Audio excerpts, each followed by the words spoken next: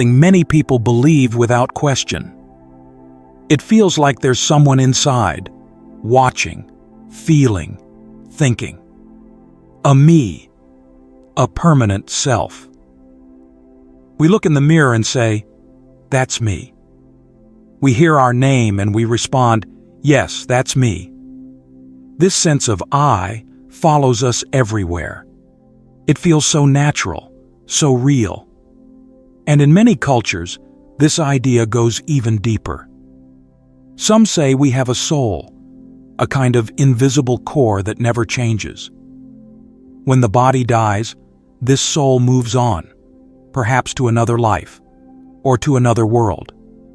But then comes a puzzle. Buddhism doesn't teach that we have a soul. In fact, it teaches the opposite. The Buddha taught something quiet but powerful, that there is no permanent self inside, no solid I that lives forever. This idea is known as Anatta, no self. And if that's true, then comes the question. If there's no self, who is reborn? This sounds confusing at first, maybe even strange.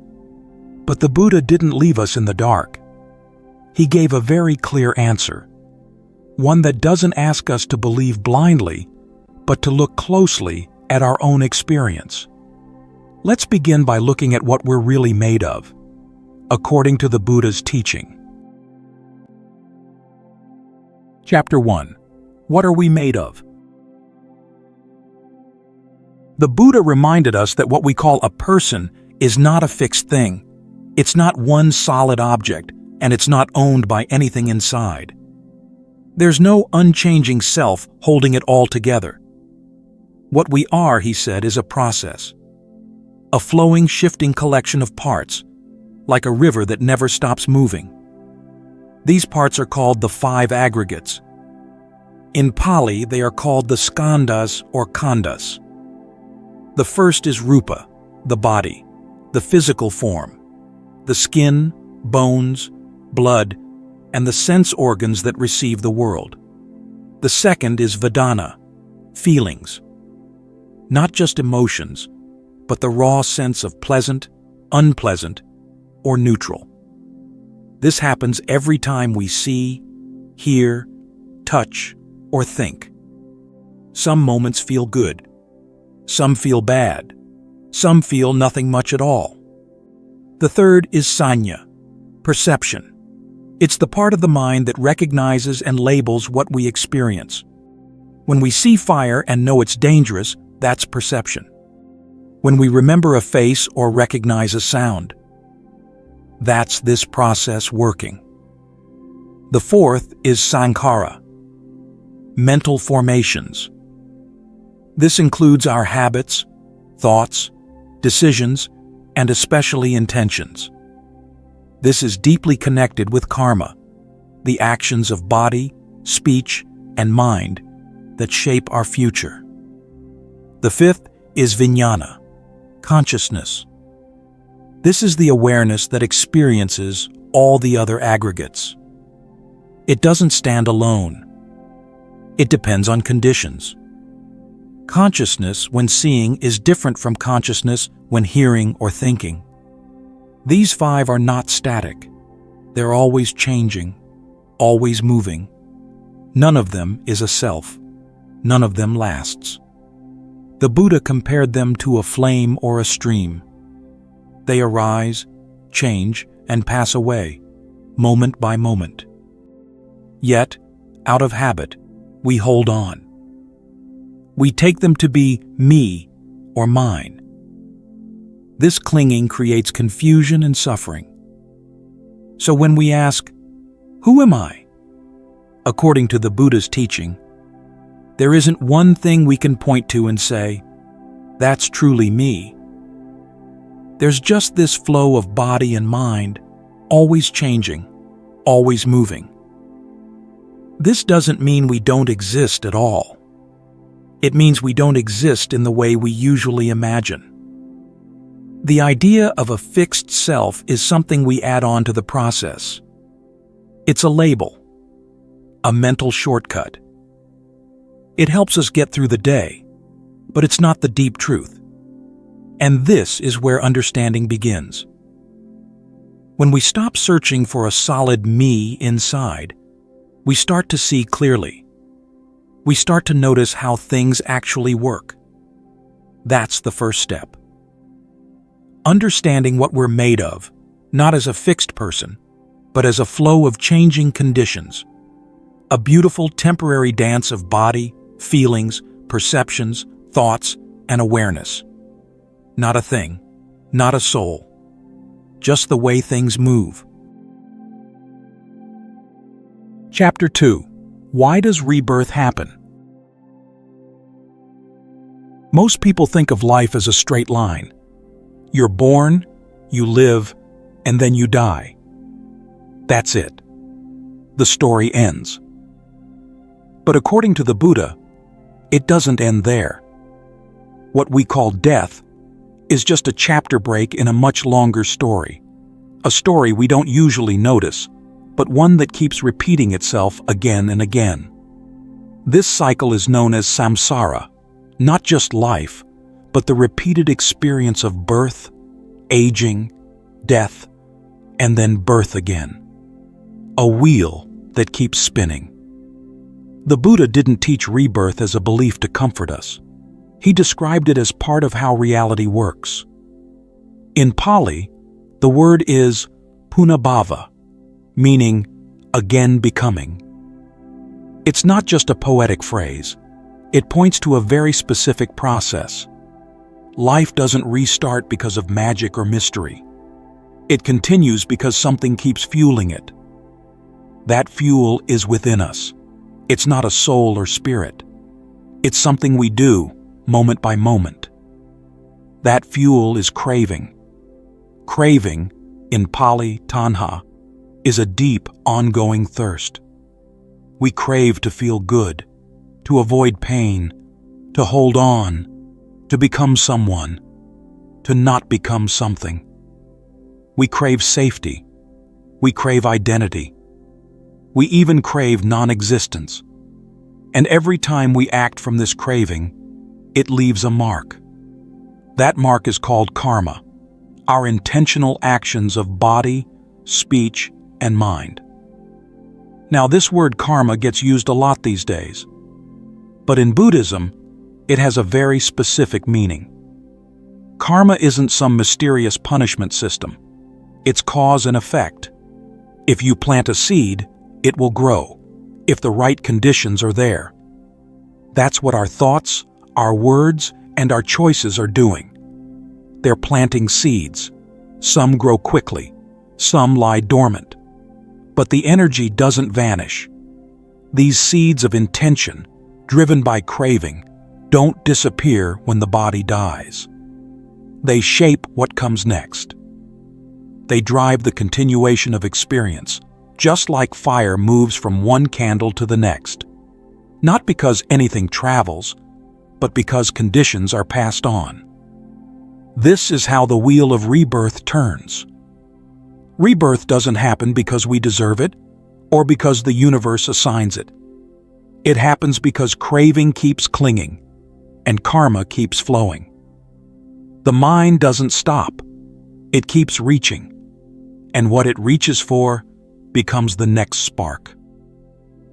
There's no soul that jumps from one life to another, but there is continuity. A stream of causes and conditions, always flowing, always changing. That stream is carried by craving and shaped by karma. It's not a thing. It's a process. A flame passed from one torch to the next. The Buddha pointed to this, not as a way to scare us, but to help us see clearly. Because once we understand how the wheel turns, we can also understand how to stop it. But first, we need to see how the process actually works. Not as theory, but as something living in each moment. That's where we'll go next. Chapter 3. How Rebirth Really Works. the process. It's easy to imagine rebirth as something mysterious or far away, something that happens after death, somewhere else. But the Buddha didn't describe it as a grand, dramatic leap. He taught that it's a natural process. Not a reward, not a punishment, but the result of causes and conditions, especially the ones we create with our own mind. The engine that drives this process is karma. But not karma in the way most people talk about it. The Buddha didn't teach karma as some kind of cosmic scoreboard. It's not about balance or revenge. It's about intention. He used the word satana, the will behind our thoughts, words, and actions. That's what plants the seeds. The more we act from craving, anger, or confusion, the more those tendencies grow. And the more we act from clarity, kindness, or wisdom, the more those patterns deepen too.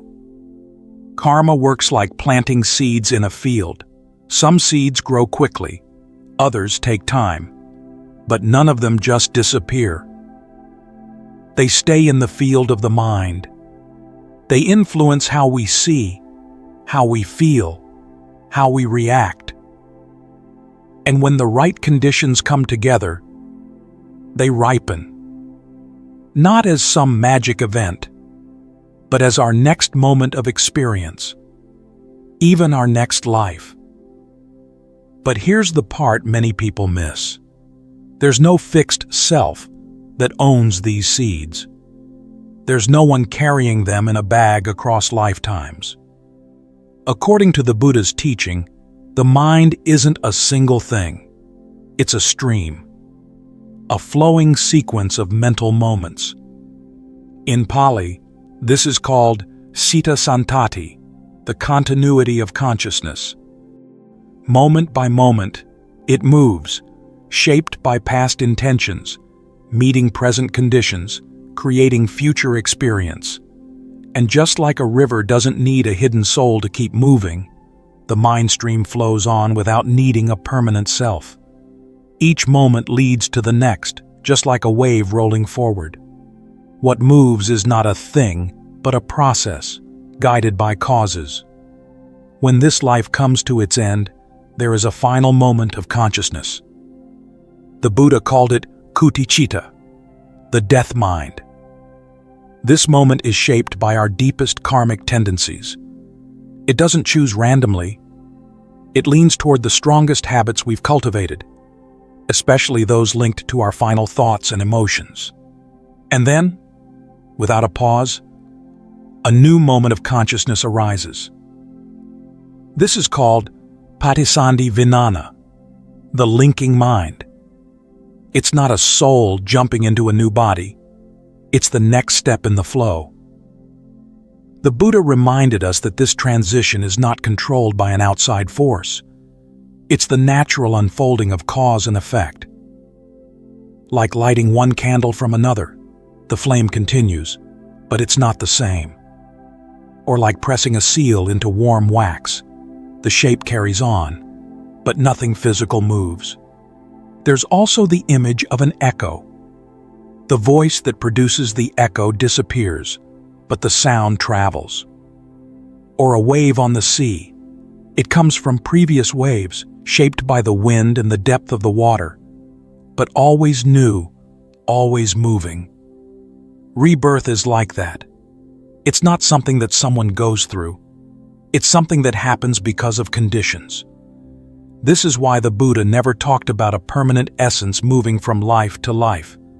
He never pointed to a true self hiding inside us. He spoke of processes, mental habits, reactions, energies that continue when we don't see clearly. And this continuity, powered by craving and shaped by karma, is what gives rise to rebirth. But when we see this clearly, not as a theory, but as something living in our own mind right now, we can also see something else, the path to freedom. Because if rebirth is a process, not a punishment, then we can also learn how to stop feeding it. We can stop fueling the fire. We can step off the wheel. Chapter 4. Rebirth is happening right now. We've seen rebirth as a process linking lives, driven by causes. Now, let's consider the nature of that process itself, as it operates not just between lives, but within this life.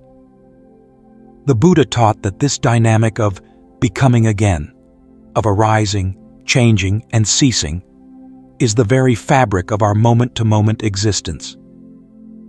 The Buddha taught that every experience we have, every thought, every feeling, every movement of the body or mind is not fixed or solid. It arises, stays for just a little while, and then disappears. This rising and falling is happening so fast, we usually don't see it. We just feel like I'm here, and I'm thinking this, or I'm feeling that. But underneath those impressions is a rapid flow of change, a constant stream of birth and death at the tiniest level. In Pali, this is called Khanika Marana, momentary death. Each mental state, each heartbeat, each breath is part of this continuous process. A thought arises, stays for a split second, and vanishes. Then another comes, and another. The same goes for our emotions. You may feel happy right now, but a few minutes later, a worry creeps in. Then it disappears again. These aren't just small changes. According to the Buddha's teaching, this is rebirth. Each time a mental or physical event arises, that's a kind of birth, and each time it passes away, that's a kind of death. So when Buddhism talks about impermanence, anicca, this is what it means. Nothing lasts, even for a full second. And when it says there is no fixed self, anatta, it's pointing directly at this truth. How can there be a solid me inside when everything making up this me is always moving, shifting, disappearing? Understanding this doesn't just change the way we think about rebirth. It also shows us something very powerful, the importance of right now. Because if rebirth is happening moment to moment, then the choices we make in this very moment have real weight. Each intention, each action, no matter how small, shapes the next moment. That's karma in motion. Karma doesn't only wait until the next life to show results. It's shaping who we become every time we speak, think, or act. This also means that letting go becomes possible right now. We don't need to wait for some distant future. If each moment is fresh, if the past has already fallen away, we're not trapped. We're not stuck with a fixed personality, a fixed history, or a fixed identity. The process is open, flexible, alive. But this truth isn't only philosophical. It touches something deep in the heart. Because once we see that nothing stays, we stop clinging so tightly. We begin to loosen our grip on thoughts like, "This is who I am," or "This is how it's always been." We begin to soften, to make room. And from that space, wisdom grows. According to the Buddha's teaching, this understanding of momentary birth and death helps prepare the mind for a bigger kind of insight. It shows us that what we call rebirth after death is just a continuation of the same process we're living right now. Conditioned by karma, shaped by causes, flowing from one moment to the next without a permanent core. And so, even though the idea of being born again in another life might seem strange, the basic mechanics aren't strange at all. They're already happening, right now, as you listen to these words, as your thoughts rise and fall, as your attention moves from one idea to the next. This also brings us back to something deeply human. Being born as a human isn't random. It's a rare chance. The Buddha reminded us that this human life is special because it gives us the tools to see clearly. We can reflect. We can observe the mind. We can learn the Dharma. And we can begin, even today, to walk the path toward peace. So even though the idea of rebirth might feel like a mystery, the real mystery, the living one, is happening in this very breath, this thought, this choice. And when we see that clearly, everything begins to shift. Not because we've learned something new, but because we've begun to notice what was always there. A flow, not a thing. A process, not a person. A chance, not later, but now.